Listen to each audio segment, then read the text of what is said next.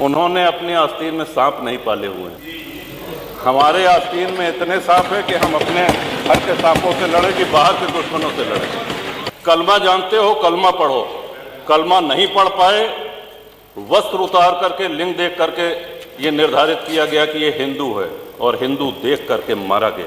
वहाँ किसी ने जाति नहीं पूछी। कहीं आपने सुना है मस्जिद से पैसा ले रही है सरकार, चर्च से पैसा ले रही है सरकार? माननीय अध्यक्ष जी, बहुत बहुत आभार। और आपने हमेशा बराबरी का व्यवहार किया है, तो हम भी ये अपेक्षा करते हैं कि जैसे 10 मिनट 11 मिनट आप लोग बोले तो आपसे किसकी बराबरी हो सकती है? ठोक देते हैं तो अब लड़खड़ा जाएंगे। आपसे किसकी बराबरी हो सकती है? किसी की नहीं हो सकती। माननीय नेता सदन ने विजन डॉक्यूमेंट पे ये 24 घंटे का ऐतिहासिक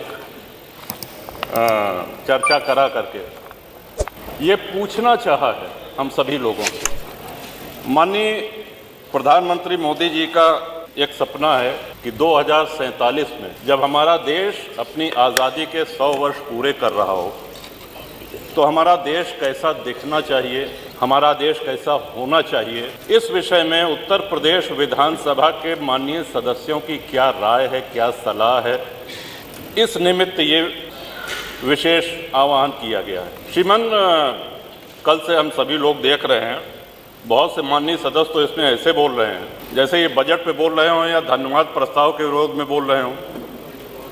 हम लोगों को अपनी राय देनी है, अपने सुझाव देने हैं। वो सुझाव यदि मानने लायक हुआ तो मानेंगे, नहीं मानने लायक हुआ कोई बात नहीं। इस तेजी से बदलती हुई दुनिया में नई तकनीकें आ रही हैं, उसमें हम कैसे आज विश्व के साथ खड़े रहें। आज हमको अपने अंदर सुधार क्या करना है, व्यवस्था में क्या परिवर्तन लाना है, कैसे हम विश्व के अग्रणी देशों में अपनी गिनती कराएं, कैसे हम विश्व गुरु बने जो कि पहले भारत था। इस विषय में सुझाव देने के बजाय लोगों की आवाज़ आती है कि साहब 47 की बात छोड़ दीजिए, 2027 में हम आ रहे हैं। अरे कहीं मोदी जी ने कहा है क्या कि 2047 में हम ही प्रधानमंत्री रहेंगे, या नेता सदन ने कहा है क्या कि 2047 में हम मुख्यमंत्री रहेंगे? पार्टी और नेता आएगी जाएंगी, राष्ट्र का एक दृष्टिकोण होना चाहिए, एक लंबी लॉन्ग टर्म प्लानिंग होनी चाहिए ताकि हमारे देश की उन्नति हो सके और हमें विश्व के अग्रणी राष्ट्र में अपनी गिनती करा सके। इसलिए ये सदन श्रीमन, आज हमारे देश के सामने सबसे बड़ा खतरा जो बाहर से भी है और अंदर से भी है वो है आतंकवाद का। आतंकवाद इतना नित्य प्रयोग किया जाने वाला शब्द है कि हम इसको हल्के में लेने लगे। कल्पना करें, अमरनाथ जी दर्शन करने यदि कोई भक्त जाता है, बड़ी संख्या में लोग जाते हैं, 80,000 सैन्य बल लगते हैं सुरक्षा देने के लिए। क्या हम कल्पना कर सकते हैं अगर वहां सेना और सैनिक बल न हो तो जो श्रद्धालु हैं, जो दर्शनार्थी हैं, क्या वो दर्शन कर सकते हैं? उनके साथ आतंकवादी क्या व्यवहार करेंगे, और जो व्यवहार करेंगे क्या जाति पूछ कर करेंगे? अभी हाल में पुलवामा हुआ है, आप सभी लोगों ने देखा है, हम सभी लोग इसके गवाह हैं। कलमा जानते हो, कलमा पढ़ो। कलमा नहीं पढ़ पाए, वस्त्र उतार करके, लिंग देख करके ये निर्धारित किया गया कि ये हिंदू है और हिंदू देख करके मारा गया। वहाँ किसी ने जाति नहीं पूछी। किसी भी चीज़ का बंटवारा हो, चाहे वो घर का हो, संपत्ति का हो, व्यापार का हो, अगर आप बांटेंगे तो उसको कमज़ोर करेंगे। श्रीमान, भारत सबसे बड़ा विश्व का आबादी वाला देश है, सबसे बड़ा लोकतंत्र है, और इसका बहुत बड़ा श्रेय इसमें जाता है कि बहुसंख्यक हिंदू समाज यहाँ रहता है। जिन देशों में संविधान लागू है, विश्व के जिन देशों में संविधान लागू है, जहाँ राजतंत्र है, सुल्तान है बैठे या कोई तानाशाह है, उसकी हम बात नहीं कर रहे हैं। जिन देशों में संविधान लागू है, समय के साथ देश काल परिस्थिति के अनुसार संविधान में संशोधन होते रहते हैं। लेकिन जिन देशों में संविधान लागू है, क्या कहीं उसका प्रियम्बल, क्या कहीं उसकी प्रस्तावना बदली गई है? विश्व में एक भी देश ऐसा नहीं है जहां प्रस्तावना ही उठा के बदल दी जाए। संविधान शिल्पी बाबा साहब अंबेडकर, संविधान सभा के अध्यक्ष बाबू राजेंद्र प्रसाद, पंडित जवाहरलाल नेहरू, सरदार पटेल, सरोजनी नायडू जी, कृपलानी जी, ऐसे ऐसे विद्वानों ने मिलकर के हमारे संविधान की रचना करी और उसकी प्रस्तावना को ही 1976 में इमरजेंसी में, आपातकाल में, एक झटके में, जब देश में लोकतंत्र नहीं था, बदल दिया गया। श्रीमान बाबा साहब अम्बेडकर उस वैद्य की तरह हैं जो एक बहुत बड़ा वैद्य कोई औषधि दे। अब आप पहुंच जाइए बीच में कि नहीं साहब इनसे बड़े तो हम वैद्य हैं, इन्होंने क्या कहा, ये गर्म पानी के साथ लेना है, गर्म नहीं ठंडे दूध के साथ लो। कहने इसमें क्या है, कहने इसमें अदरक मिला दो, इसमें क्या है, लहसुन प्याज मिला दो। तो जो वैद्य ने दवा दी है उसकी तो ऐसी तैसी हो गई। इतने बड़े, और 2047 में सबसे जरूरी है भारत की जनता को जागरूक करना। लोकतंत्र के साथ जब भी कुठाराघात होता है, जब भी उपहास होता है लोकतंत्र का, जनता को बोलना पड़ेगा, बोलना पड़ता है। नेता कितना भी मजबूत हो, राष्ट्र कितना भी मजबूत हो, लेकिन राष्ट्रवासी वो जागरूक हों, मुखर हों। और इसके पीछे शिक्षा प्रणाली एक बहुत बड़ा कारण है। मैकाले की शिक्षा प्रणाली ने हमको हीन भावना सिखा दी है।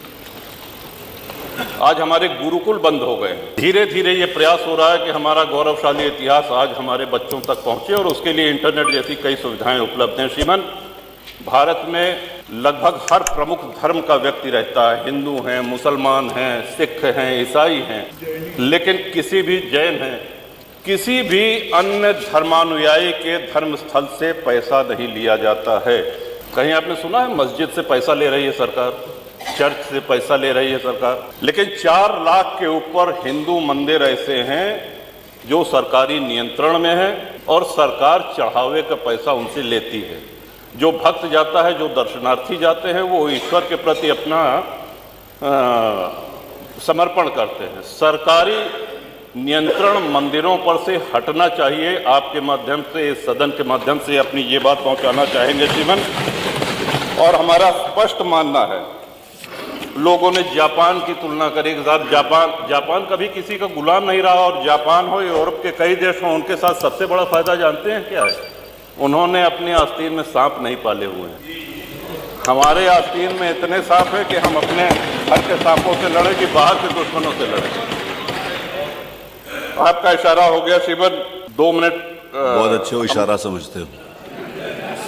अंग्रेज जब भारत में आए उसके पहले हमारी जीडीपी विश्व की जीडीपी के 30% से अधिक थी। पूरा व्यापार हम करते थे, और जब गए तो लगभग 1-1.5% बचे थे। हम कंगाली पे आ गए। अंग्रेज जब आए तो 60 से 70 हजार अंग्रेज सैनिक थे कुल, और उस समय अविभाजित भारत की आबादी 60 करोड़। 1857 की गदर के बाद, स्वतंत्रता संग्राम के बाद, वो संख्या अंग्रेज सिपाहियों की 80,000 से 1 लाख हो गई। आप कल्पना करें, 60 करोड़ लोगों पर 1 लाख अंग्रेज सैनिक हुकूमत करते रहे, हमारा खून चूसते रहे। क्यों? क्योंकि हम मौन रहे, हम निष्क्रिय रहे। और आज़ादी के बाद भी हमको अहिंसा का एक ऐसा पुट पढ़ा दिया गया कि अहिंसा परमो धर्मा। हाँ ठीक है, अहिंसा परमो धर्मा है, लेकिन इसकी दूसरी पंक्ति है अहिंसा परमो धर्मा धर्म हिंसा तथैव च।